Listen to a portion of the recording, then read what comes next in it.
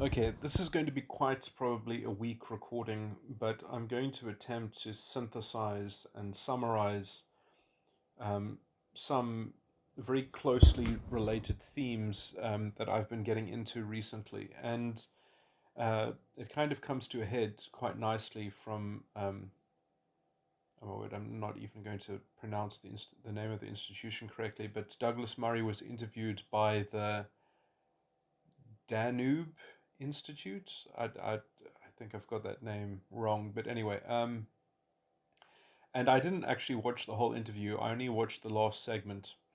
Uh, what I was watching was sort of broken up into six parts, and I only saw the last part, I believe, of that interview. And one of the interviewees, one of the interviewers, made, I think, quite an intellectually sort of honest assessment of himself, um, and he kind of left this as an open question, which I thought was quite interesting. I mean, open question in that he didn't synthesize this position that he was taking into a consistent, principled moral stance. He didn't try to sort of generalize it. He didn't try to sort of do the Kantian sort of thing of making uh, what is it? Making your intention uh, that it ought to be a kind of universal law um, enacted by a kind of uh, legislature of all sort of sentient. Oh man, I can't remember that formulation of the categorical imperative, but essentially that he admitted that 10 years ago he would have been very what's the word? He would have been very timid and would almost rule out the idea of segregating institutions away from people who believed in identity politics and the kind of social justice woke movement. That he would have been reluctant to try to run these people out of institutions or to suppress them. But now, I'm sorry, I'm slightly putting words in his mouth, but I believe that this was the sentiment. But now he would have an appetite for that. That he does think that it is such a pernicious and toxic movement that it does need to be segregated against. Essentially, that you do need to create some kind of institutional filter to bar them from taking power or taking any kind of decision making capability within an institution, because they're going to essentially degrade it and destroy it, and sort of all liberal values, all classical, sort of open society values are going to become um, sort of laid waste by these sorts, and so we do need to actually act against them. And I think that I would just connect that to the intolerance paradox, the liberal intolerance paradox. You need to be intolerant of intolerance, otherwise the intolerant society will fall to the totalitarian. And that's exactly what these people are. And so the question is, can we create a measure? Can we create a filter that can sustain its own measure and conserve its own basic values and essence in promulgating a gatekeeping function? We need to establish some kind of gatekeeping function that is recognizable and is capable of sustaining itself, that isn't just a kind of, because if you tackle identity politics by misdiagnosing it or mislabeling it, then you end up creating a filter which will not filter out the actual nexus of the corruption, as it were. And so it's important to properly identify uh, what it is about these people that is so toxic, essentially, and that leads to a kind of totalitarian doubling down. And I have explored two other recordings just before this recording, um, that I think get into the themes, the fundamental themes of this, and they basically all have to do with denigrating the internal locus of control, or denigrating the understanding to some kind of narrative conflation, some kind of um, reductionism, some kind of moral reductionism that, eventuates in uh, the means the means are justified by the ends, um, and it's kind of, when it's in that emergency, when it's in that moral panic, when it's in that mode of moral necessity, it doesn't have, essentially, it has every excuse not to take stock of itself and actually double check, or at least to make itself vulnerable to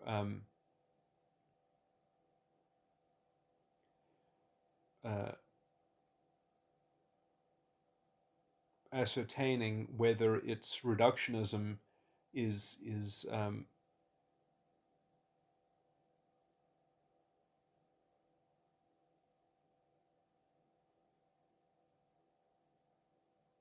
actually sort of explanatory and not just descriptive. And that requires an individual to have an understanding of what it's doing, not merely a groupthink, not a mob. And there are lots of things in the world that, statistics, for instance, but also forms of utilitarianism, or at least moral consequentialism. There are ways of thinking that subvert and uh, diminish the individual's capacity for understanding. And as soon as that becomes part of the means to the ends, you've got sort of a self-fueling, self-referencing sort of maniacal mechanism that can literally just, sort of steamroll itself off the cliff. It just kind of, you can't stop this car from driving off the cliff.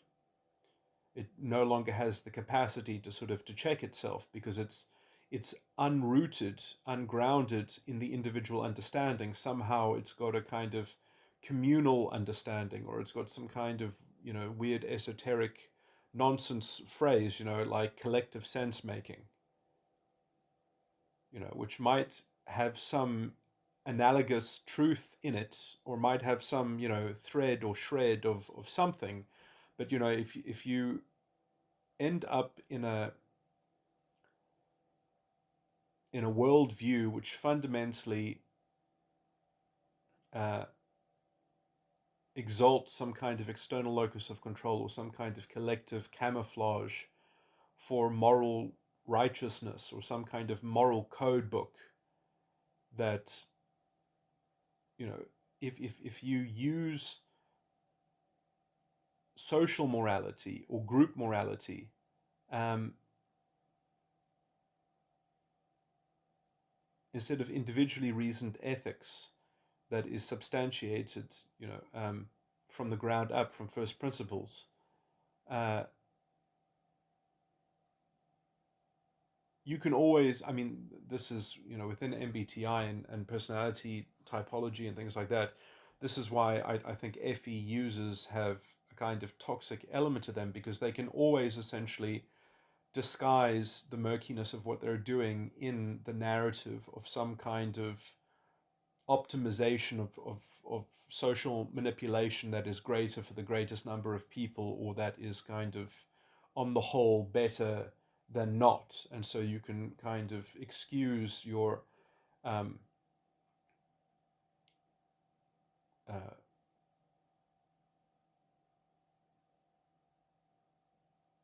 controlling or manipulative tactic. Um,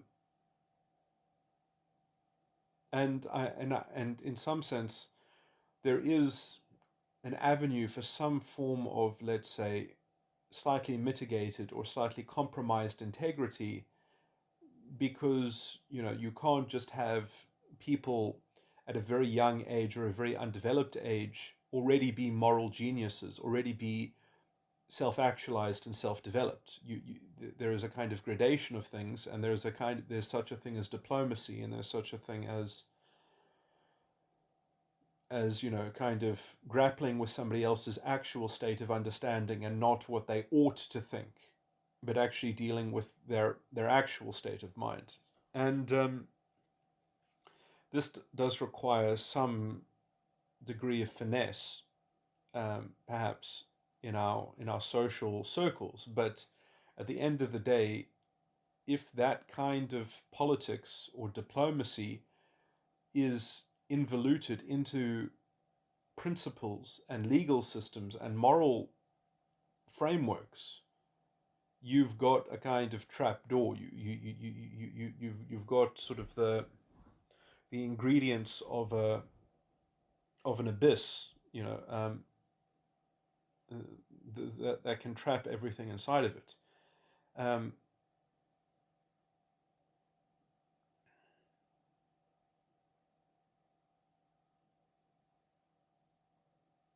So, I mean, I generally describe this as the difference between a high trust society and a high integrity society. And, if you sort of, on a personal level, I think you don't necessarily have to sacrifice integrity, but you have to perhaps sacrifice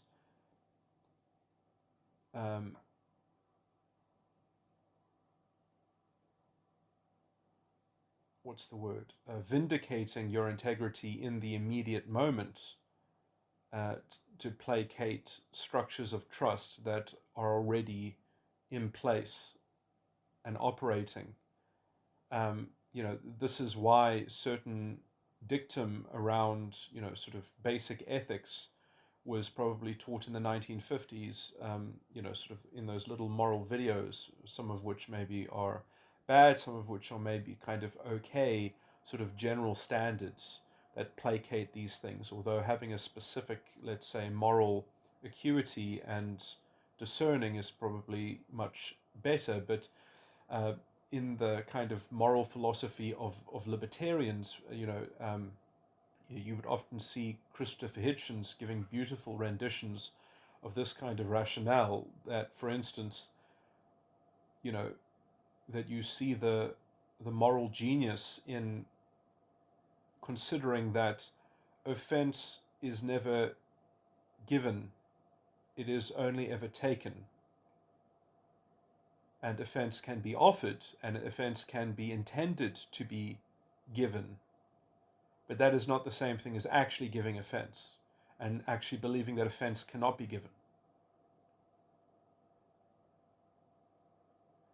So, for instance, there are those kinds of things which bootstrap self-ownership, self-determinism, agency, free will, if you will. And for people that have sacrificed these things on the pyre of some kind of shortcut or some kind of social homogenization or some kind of monoculture of conformity, and yes, there is such a thing as decorum, etiquette, and politeness.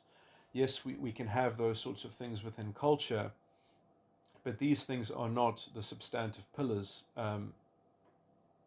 These things are somewhat niceties, and perhaps they make more sense because we live in a mixed society. And when I say mixed, I mean we live in mixed developmental stages. We have infants, we have children, we have underage people in our culture, in our society. And that, I think, is why we have things like decorum, etiquette, and politeness.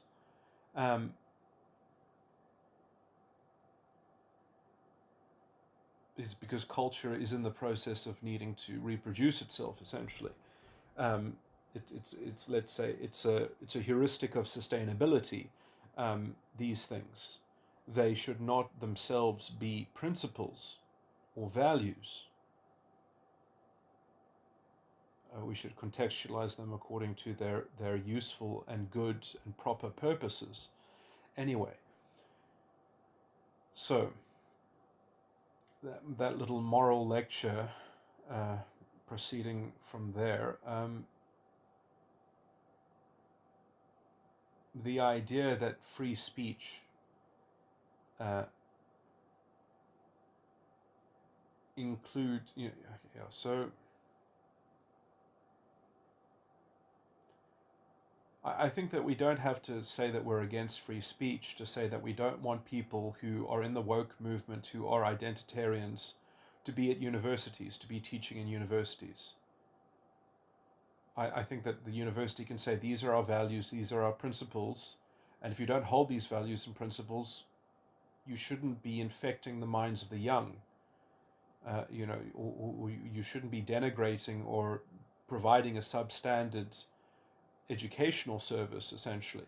Um, this is a kind of filth at the end of the day. I mean, it's morally evil and repugnant. And uh, anyway, on the level, I mean, there are other corresponding reasons why it's good to exclude these people, because they are, I think, generally substandard.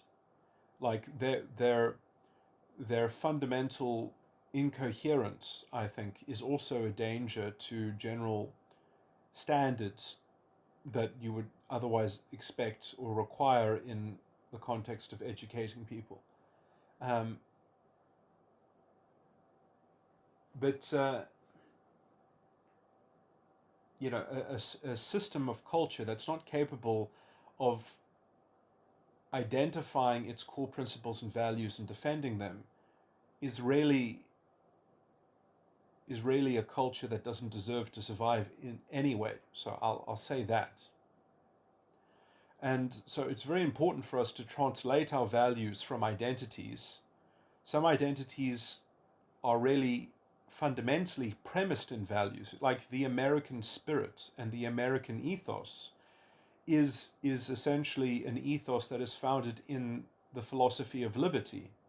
That is something that one can have great pride in, but it's important, I think, especially when facing identitarians, not to defend patriotism, but to defend what the patriotism stands for, which is what is actually being assaulted by these people, which is the principles and values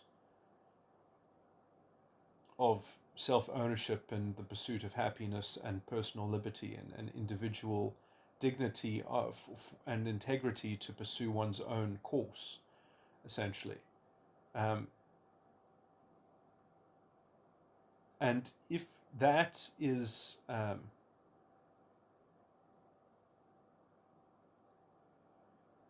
so I mean the reason why I counsel against standing up for, look, civic nationalism is a very important part of a functioning liberal democratic society and political system.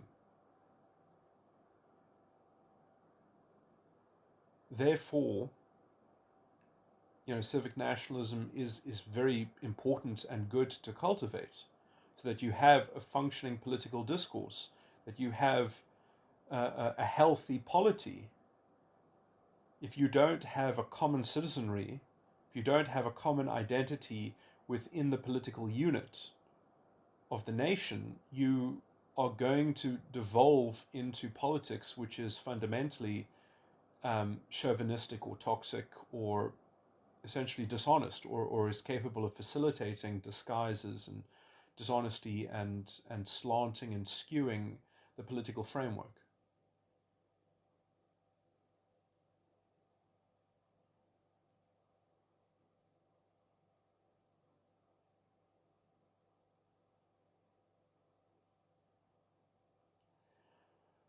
And I do think that kind of the disguise of moral purity has been used to create a toxic political system that is prone to being used for social manipulation and corrupt purposes.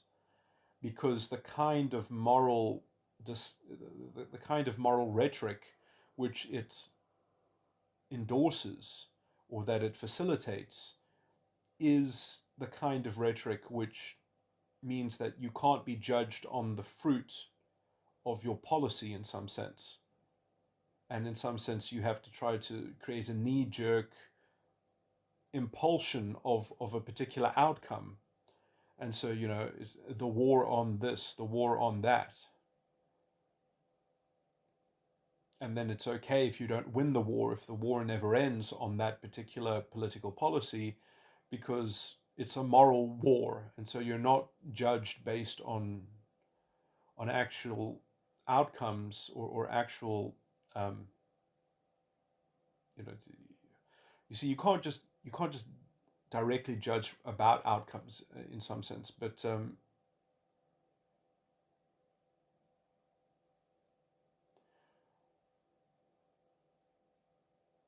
because you also have to kind of diagnose um,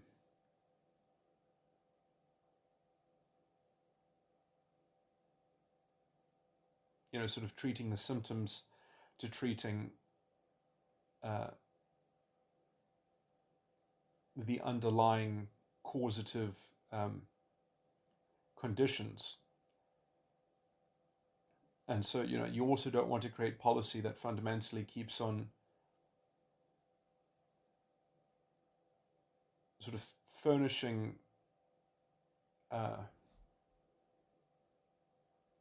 creating a perverse incentive of incenting or incentivizing the outcome of a symptom which the policy is treating or giving attention to, and perversely encouraging in some sense often. Uh,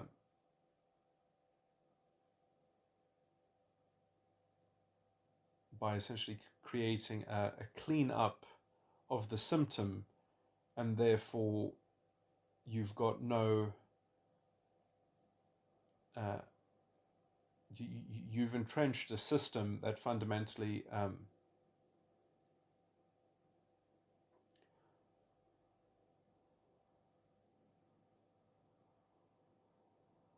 anyway, talking about perverse incentives. So one has to be sensitive to these kinds of mechanics, and obviously maybe there are some things that cannot be ameliorated on the level of their conditions that cause them, but essentially just have to be tended to. I mean, sort of some people do need perhaps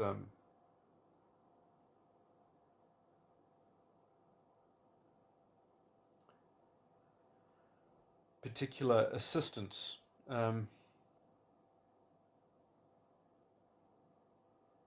Out of a kind of humanitarianism,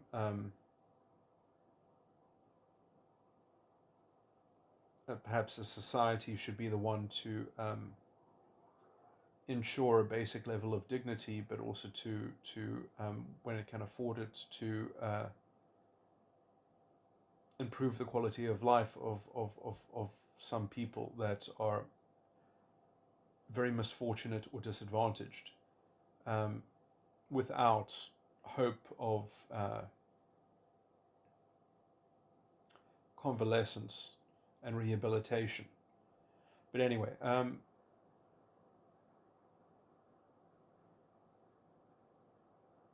it's interesting how the government, in soaking up these moral duties, has perhaps done a lot of cultural harm in invalidating, let's say, the moral spirit of civil society.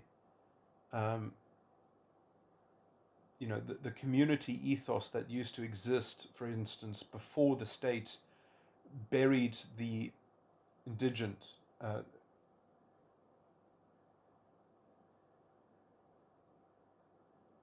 when essentially communities had to bury uh, the dead of people who could not afford a burial. Um,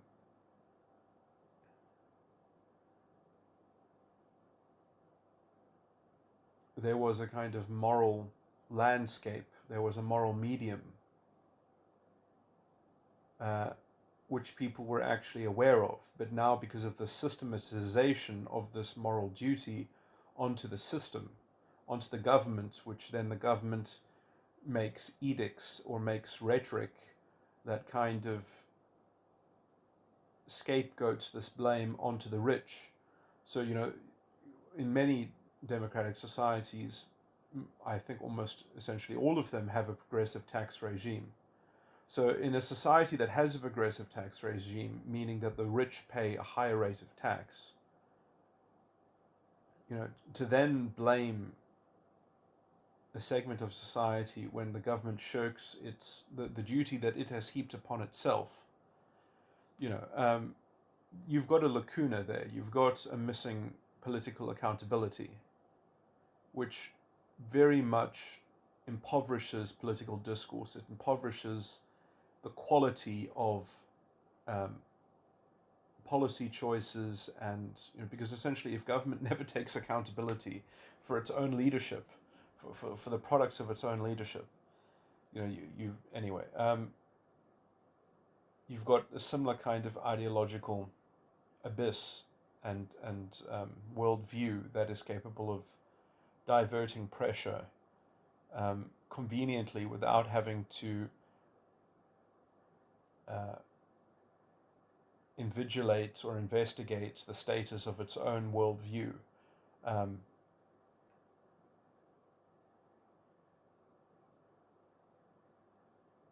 anyway, okay, so I'm somewhat rambling a bit. So,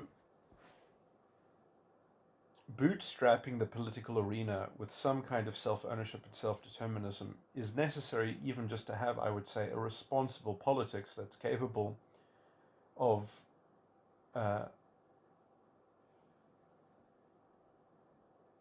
having political leaders that are actually responsible um, for making things worse or making things better, rather than just be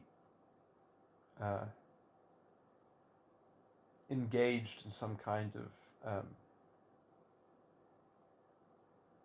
ideological holding the line for which that they can depend on a kind of patronage or voting bloc that subscribes to their moral virtue signaling. For me, it would be much better if we could just cut all of that out of politics by having a strong judicial legal framework and a governmental framework that creates a kind of technocracy. I do believe that there should be a kind of technocracy, but obviously, in the context of the American political system and legal system, you can't do that unless you drastically improve the Constitution, improve the rights in the Constitution, and improve the structure of the judiciary, so that there is no longer a bias towards the legislature against the individual. The individual needs to kind of morally be taken on par with the collective democratic representation. Now, just because you're morally, if the individual can take the state to court and say, no, you have infringed my constitutional rights, you can't overstep these boundaries, that doesn't mean that the government doesn't have the latitude to do things that it deems in the public interest or in the public good. Winning a democratic majority can still lead to a lot of things, a lot of policy that they can do, but they just can't step over the line and sort of come down on the individual.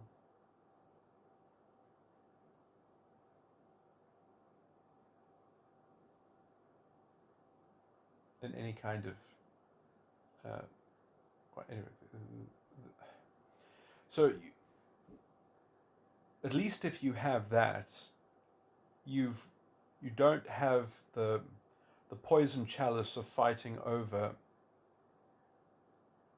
the morality of politics and the morality of the law. I mean, there would still be arguments over the morality of law, but it would be a soft argument about soft morality. It wouldn't, that the hard moral questions would have been settled essentially.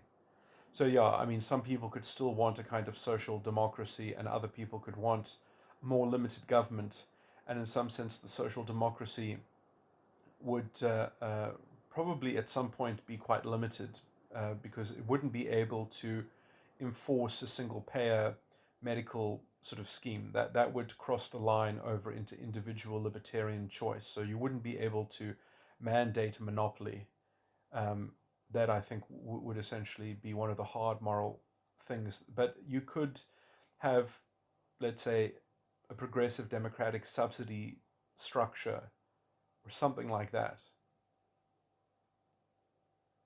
You could have some kind of medical subsidy, and if that medical subsidy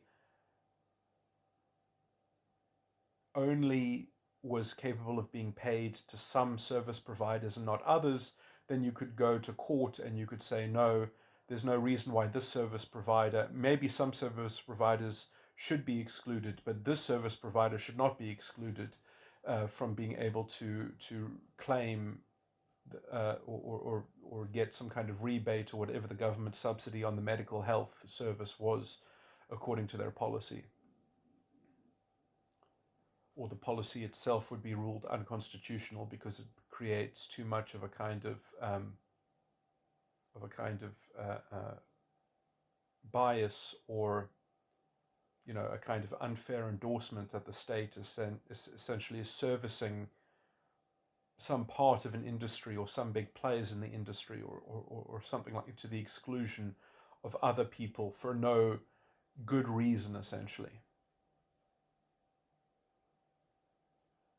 So that's a kind of example. I mean, sadly, I can only give examples of this. I'm not laying it out that concretely, but that's kind of how I see these things being settled. Is that you can, I mean, if the democracy wants to sort of try to take the society down the road of a kind of democratic socialism, at least there would be enough pushback, I think, in the courts that then, with an improved constitution, that you could actually say, no, no, no, actually now you've gone too far, because you're actually creating kind of perverse incentives, and you're actually incentivizing infantilism, and you're actually disempowering people.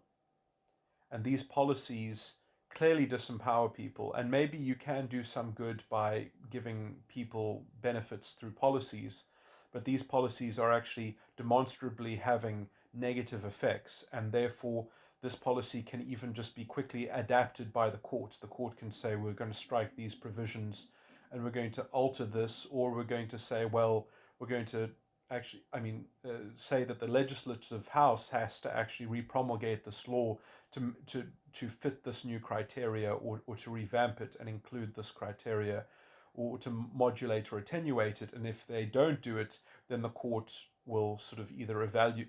I mean, the court can do. It's possible that a court could do this. That a court could essentially edit the legislation and say, edit it yourself, and if you don't edit it yourself by this date, then this becomes the statute. And so you actually have, a lot of people will think that what I'm saying is just too untenable and crazy because it breaches, sort of the separation of powers. And I'm not scared to say that, on some traditional views, it certainly does. But I believe that the judiciary does actually need to be the strongest branch of government, rather than the weakest, as it stands, at least in the American system, and as it de facto stands in systems that have been overridden by the Napoleonic corruption. But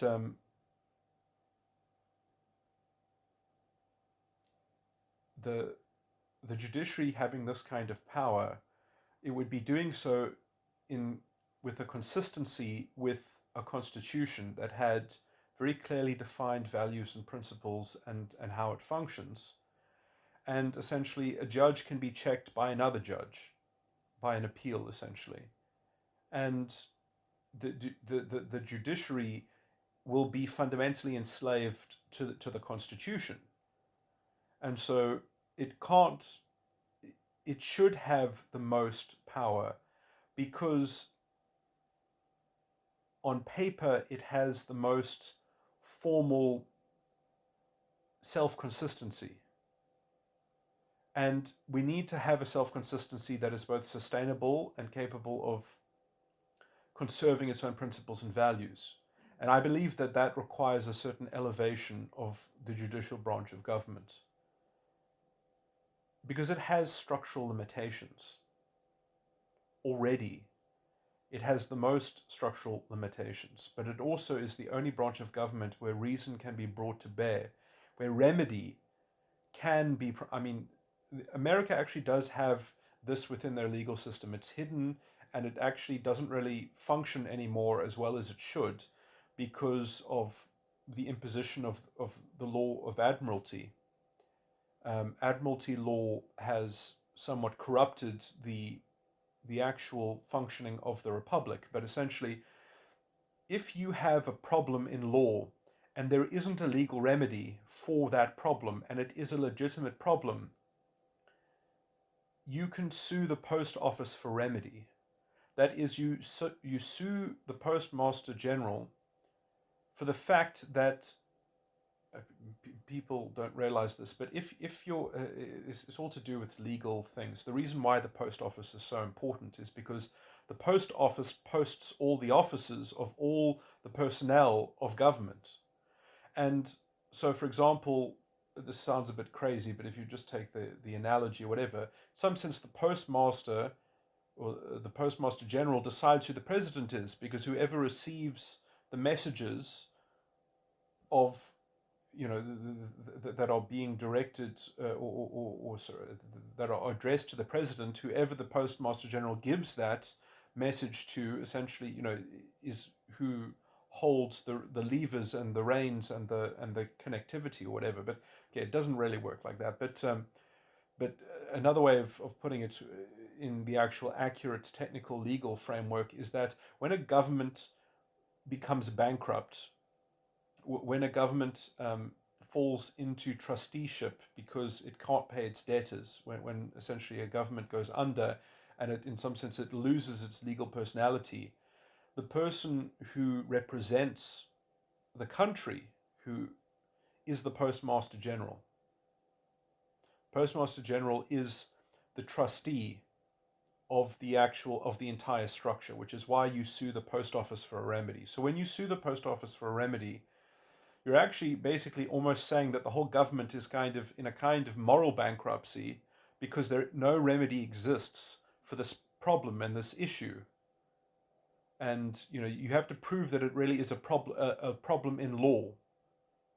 And so you could say, well, this constitutional right has no remedy in law, and it could easily have a remedy in law, but it just doesn't, because the legislature just hasn't gotten around to promulgating something for it, etc., etc. And so you can sue the post office and you can extract your remedy from that suit. That either the post office will do something, and they do actually have quite a lot of power in the common law, or the judge can perhaps make a special ruling or something like that. But essentially, it's a different kind of trial because you're almost negotiating with the post office. And the reason why you need the post office there is because the remedy will be in the court's decision and in the court's judgment, which will be applied against the post office, and then the post office can make it happen, essentially, because they control how everything is interconnected, essentially. That's the kind of the loose analogy of it. Anyway, now that mechanism has somewhat fallen into disuse. It's not entirely impossible for it to be used, but it's generally fallen into disuse. And also the moral nature of the framework of the democracy is fundamentally different under admiralty law. Anyway, the actual legal framework of the American system is fundamentally a fiction to a large extent. The actual structure of the republic is, as far as I know, it's still that only landowners vote. And so there are actually sort of two elections that are run. There's a kind of hidden one in terms of the actual law, and then there's this strange admiralty law.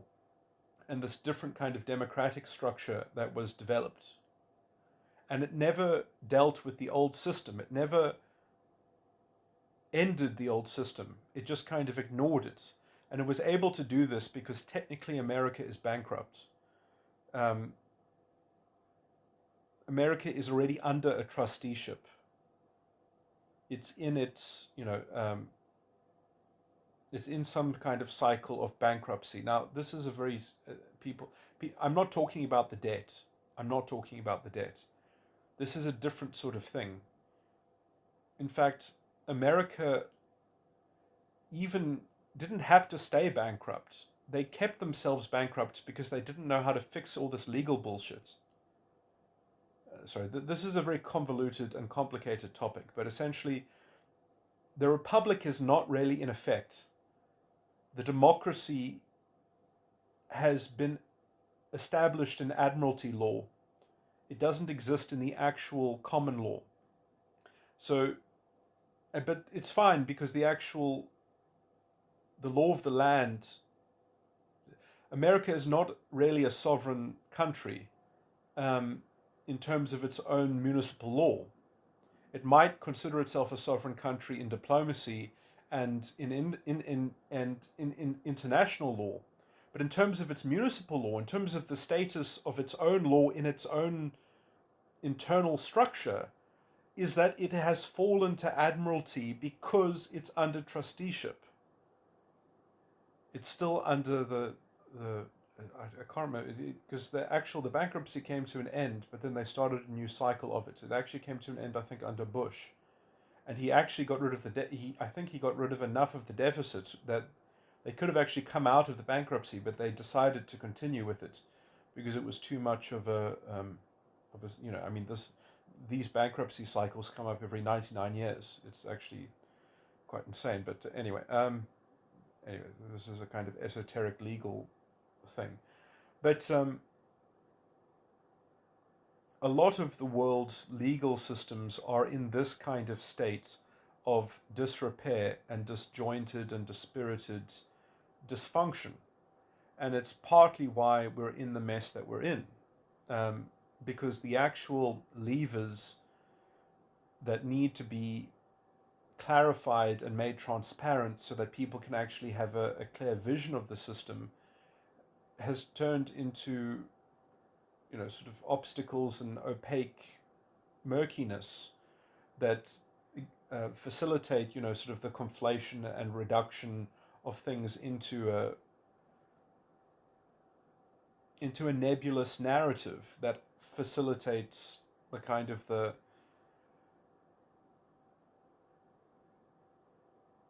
moral grandstanding and gerrymandering of political discourse into, a kind of rah-rah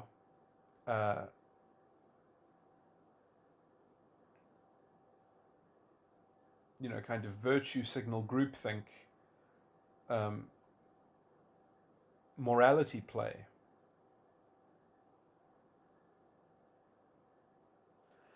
So I think that you could say that, the social justice warrior movement, I think it is a natural correlate to the weaknesses of the American system, which took this amount of time to properly manifest in this most sort of corrupt form. But it is a kind of, these are the legitimate children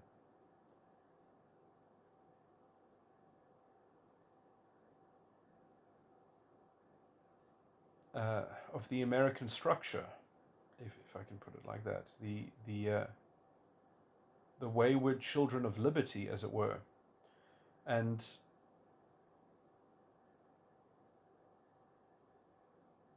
that's because the liberty in America has grown rusted and occluded and allowed to be confused and convoluted. And it is going to require something like a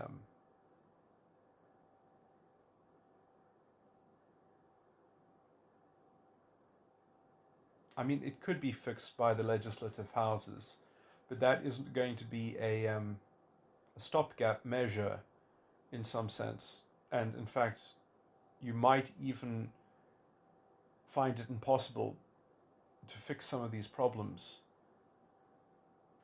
because of how politics, because essentially the kind of frame of government that I expect to happen, or that I would wish to happen, is one that facilitates that. Well, if you were a student at a university and you were being taught stuff from a lecturer who was a social justice warrior, and they were, a rabid racialist, woke type person, you could literally get them removed by going to court and suing them for essentially creating racialist propaganda in your education.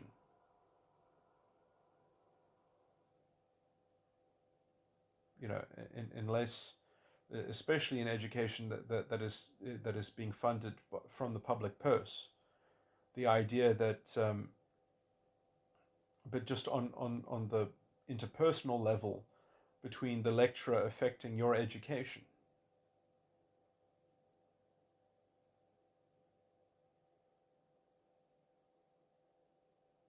Or actually, just not affecting your education, affecting uh, your constitutional rights somewhat indirectly by creating propaganda to undermine them. So, I mean, I do think that constitutional damages themselves are appropriate as a penalty, suing for constitutional damages.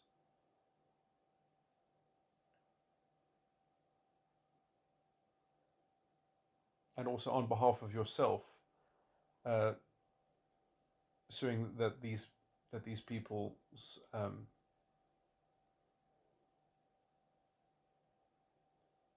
subversion and trouncing of the Constitution is fundamentally affecting you,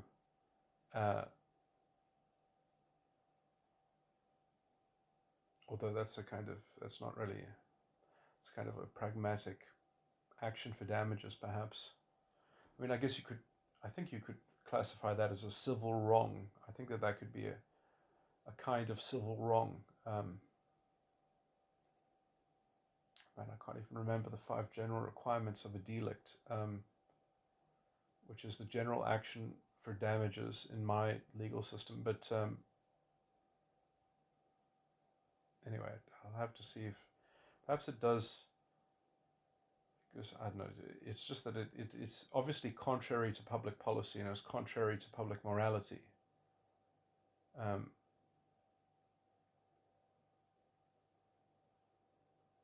but anyway, it might have to be a special kind of provision about constitutional damages. But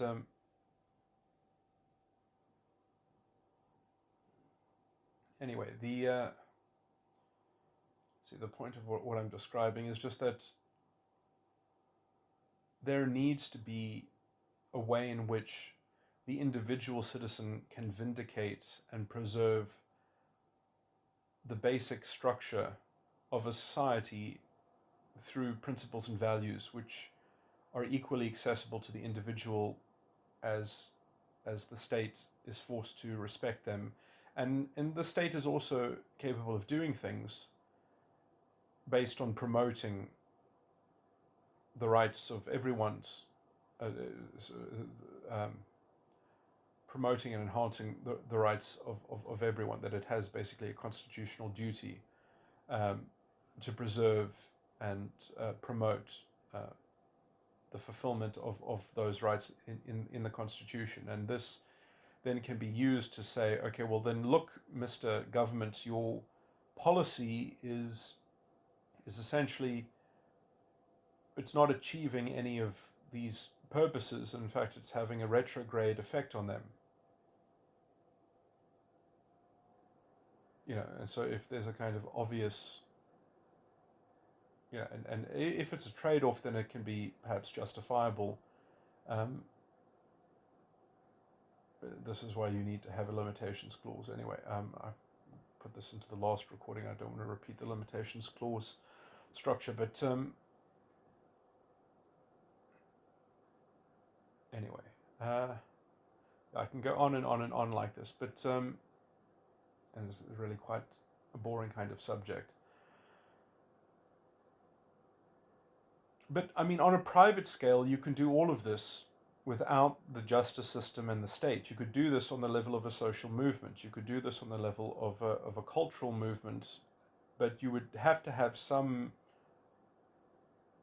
institutions established that would at least act as a kind of ratings agency, as a kind of as a filtering metric, that you could actually say this institution is sick, it's got these people in it, this institution has succumbed and fallen to the nebulous, interpretive criteria of sort of disciplinary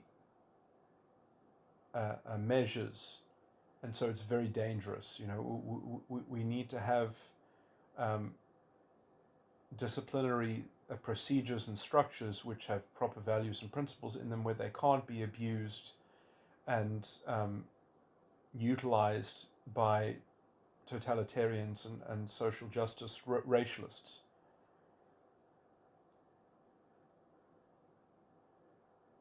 So setting up these kinds of filter systems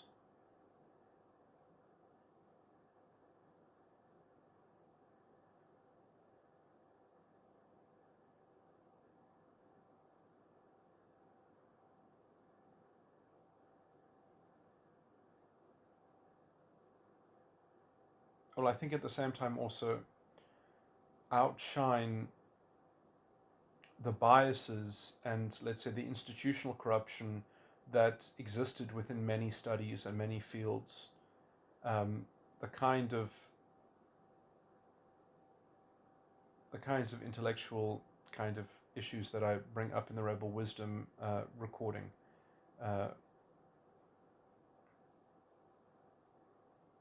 That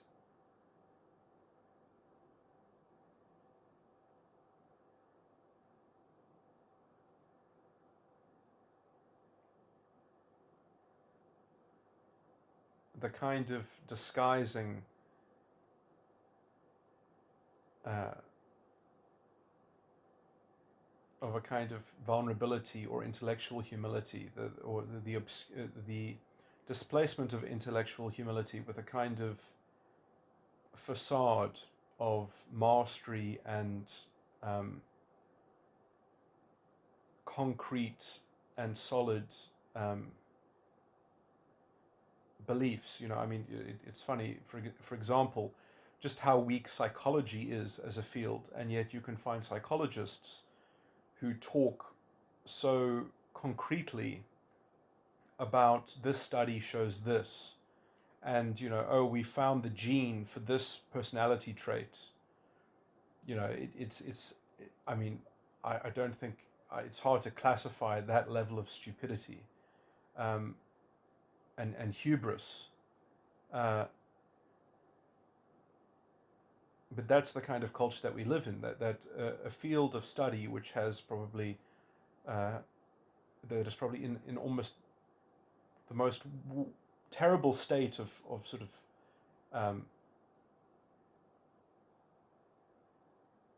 of fragmented, uncorrelated,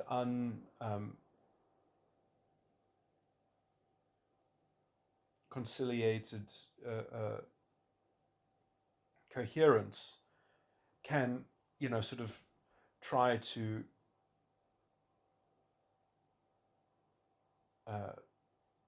talk authoritatively based on sort of cherry-picked factoids and sort of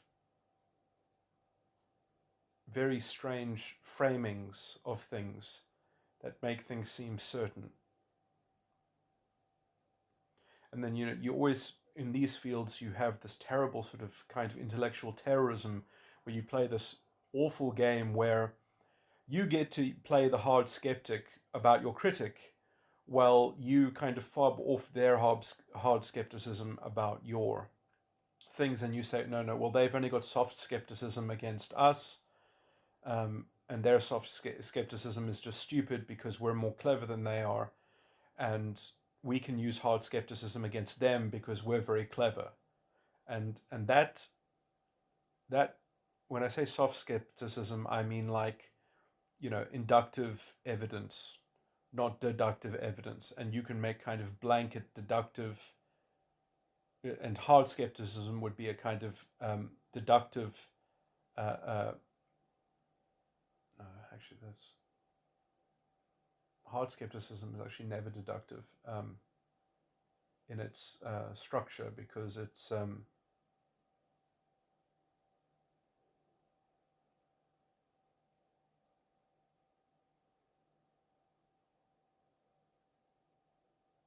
it doesn't ground itself in a first in a philosophical edifice, because it can't even substantiate a groundwork for itself.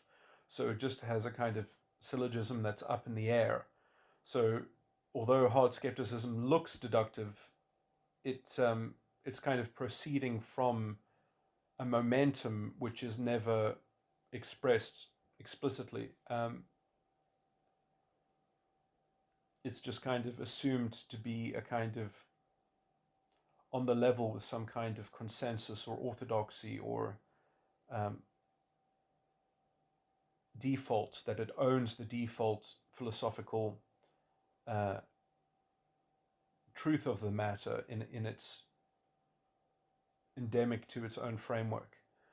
But yeah, so it's built on an assumption um, that as long as it can kind of put together a self-consistent rationalization, that's good enough in being a kind of a skeptical obstacle. But okay, anyway, sorry, this is a stupid tangent. But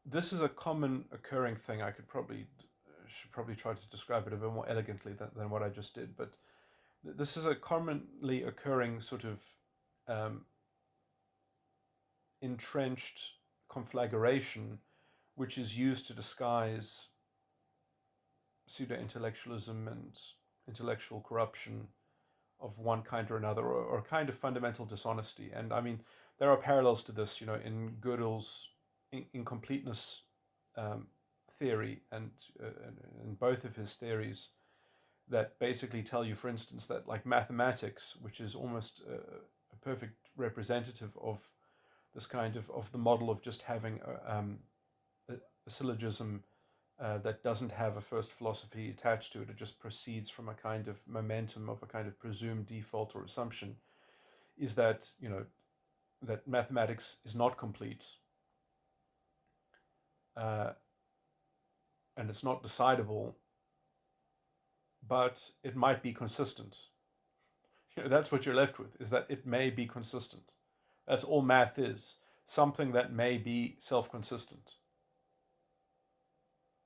I mean, it's not saying a lot. And in fact, this is exactly almost my definition of introverted thinking, um, which is also a parallel to Myers-Briggs type personality. Introverted thinking, uh, people used to think, well, introverted feeling means that it's a judgment if something is good or bad, something is evil or right. And TI supposedly then, according to them, means it's a judgment if something is accurate or incorrect, if it's true or false in terms of its correctness, not in terms of its value.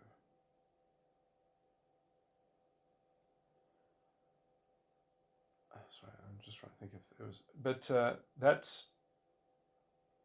that's not actually the correct definition of introverted thinking. Introverted thinking can only tell if something is self-consistent or not. It cannot tell if something is right or correct in the sense that it's true. It can only say it has to have a context. And this is the problem as well, because in cognitive axis theory, the cognitive axis that is shared with introverted thinking is extroverted intuition.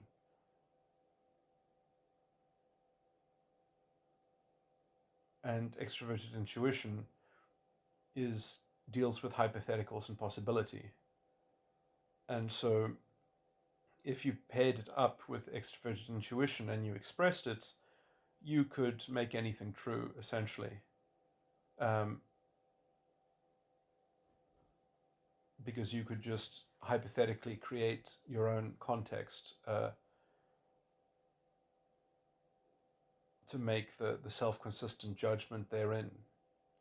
And so you could kind of create your own reality tunnel.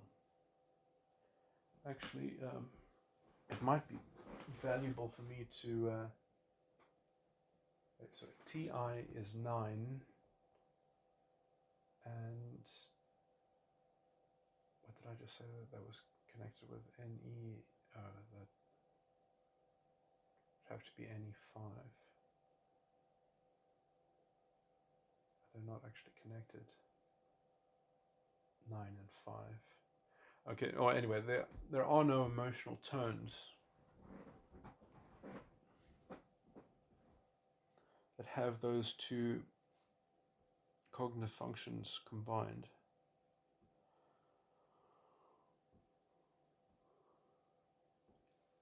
Anyway, that's sort of my model of cognitive inflection. But anyway,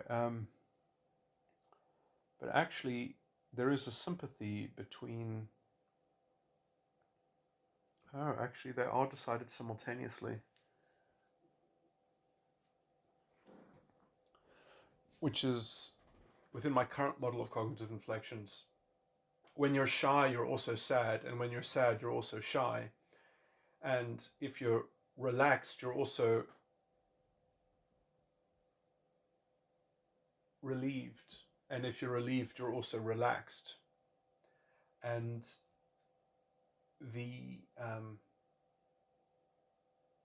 so because of that parallel between those simultaneous expressions of cognitive function, because of the parallel there, you have an expression of TI and an expression of extroverted intuition simultaneously. So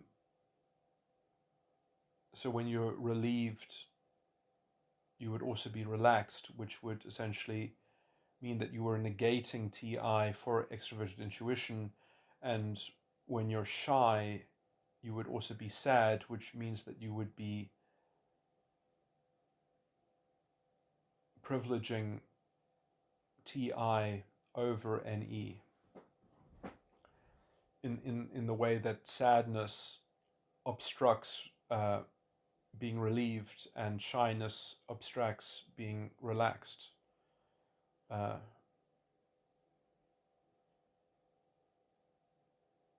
Anyway. Yeah, I actually need to start making flow diagrams of obstructions, but let me not confuse this with my research. And those are just kind of labels anyway. And what I've just said is a little bit complicated because that extroverted intuition is not actually connected with the TI directly. It's actually more directly connected with extroverted sensing. And the introverted thinking that I was talking about is not directly connected to the NE. It's instead connected to introverted sensing. And you'll notice that my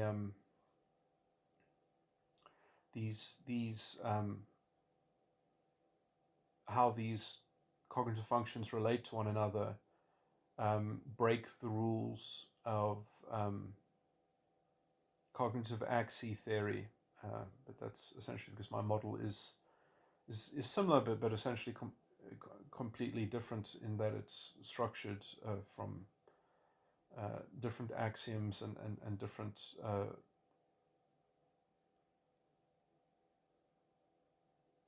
anyway.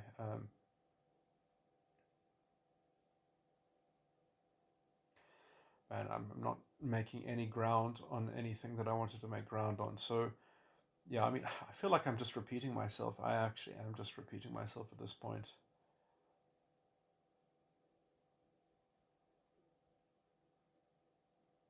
I guess I'm just trying to emphasize that these ideas kind of go together.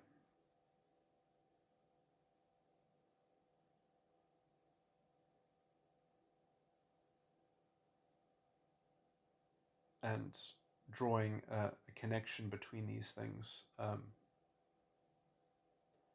thematically.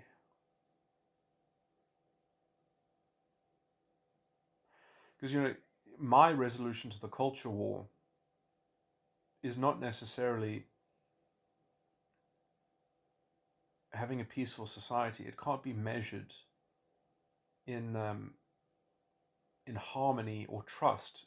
It's measured in its own value of integrity.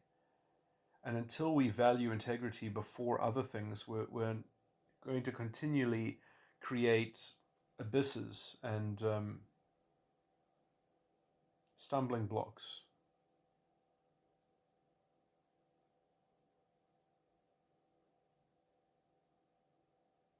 So that's my general kind of contribution to these topics. But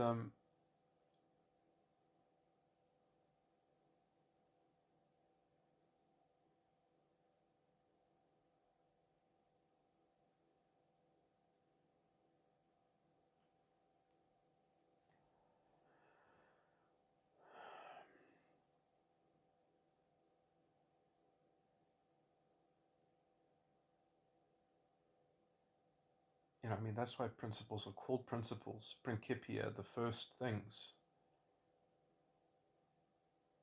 If we don't get the principles in charge, we are never going to get out of the rule of man. We're going to be stuck with the rule of man, and that's why we need the antidote, which is the rule of law, which America does not have the rule of law.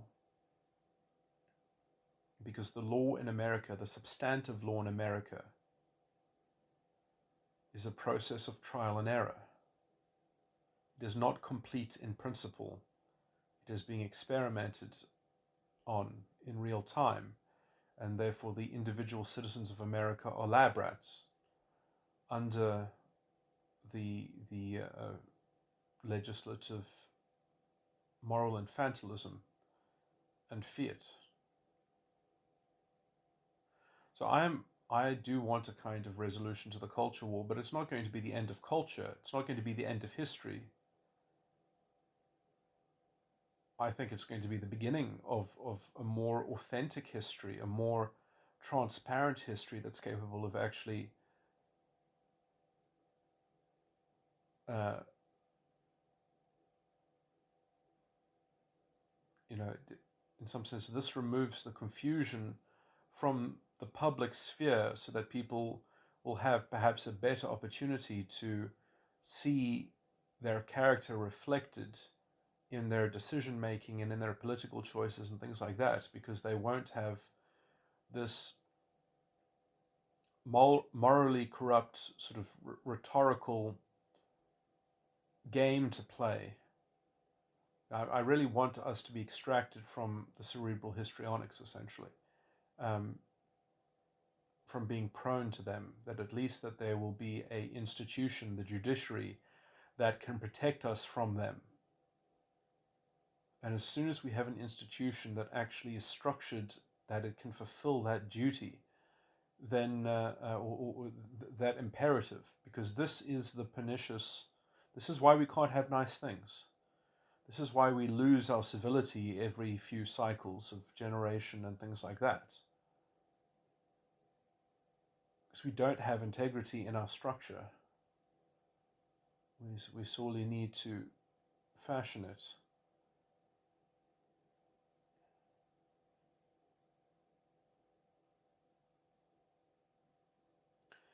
I mean, the worst thing that can happen is that people say, "No, we don't like this. It's too peaceful, or it's not exactly going to be peaceful, but there's not enough drama. There's not enough opportunity for a kind of sadistically edged scapegoating and diversion of pressure onto outgroups and sort of playing a kind of some version of identity politics.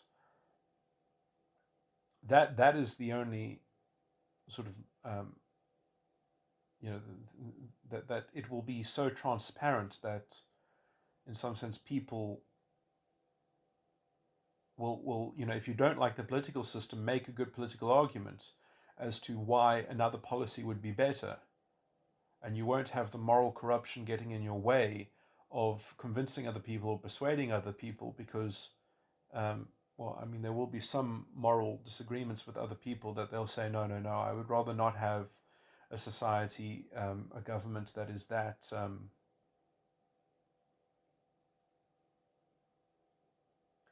active in these quadrants, or in these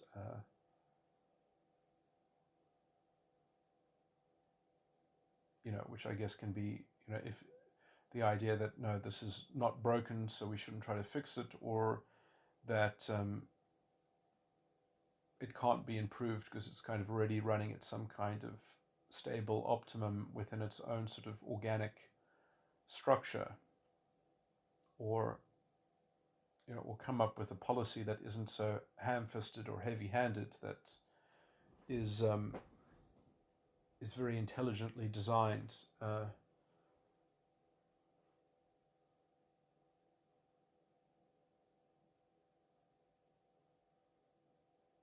so as to comport with other people's moral sensibility. But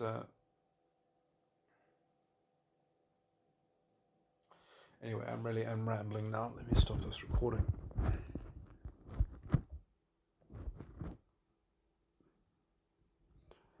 And if people want to make very strong moral arguments, they can do so purely in the basis of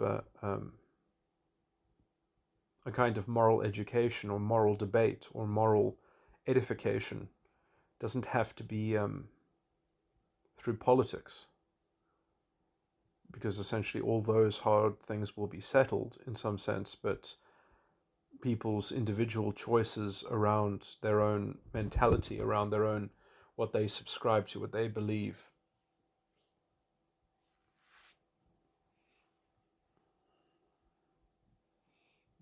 I imagine that what is currently the kinds of insoluble arguments within politics could even, in a new form, be transferred. Will perhaps have that kind of ideological confrontation, but we'll have it perhaps over what should be in education, what should be in people's syllabuses, and even that should hopefully not be a real huge problem of polarization, because there should be private schools that are available so that people can choose things for themselves.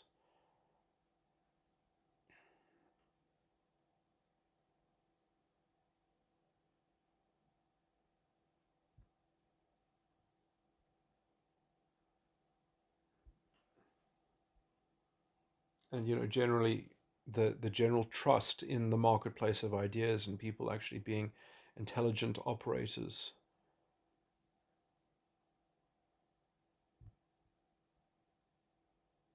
as long as that there's a stable enough scaffolding that can sustain the core principles that the society requires to conserve and reproduce itself.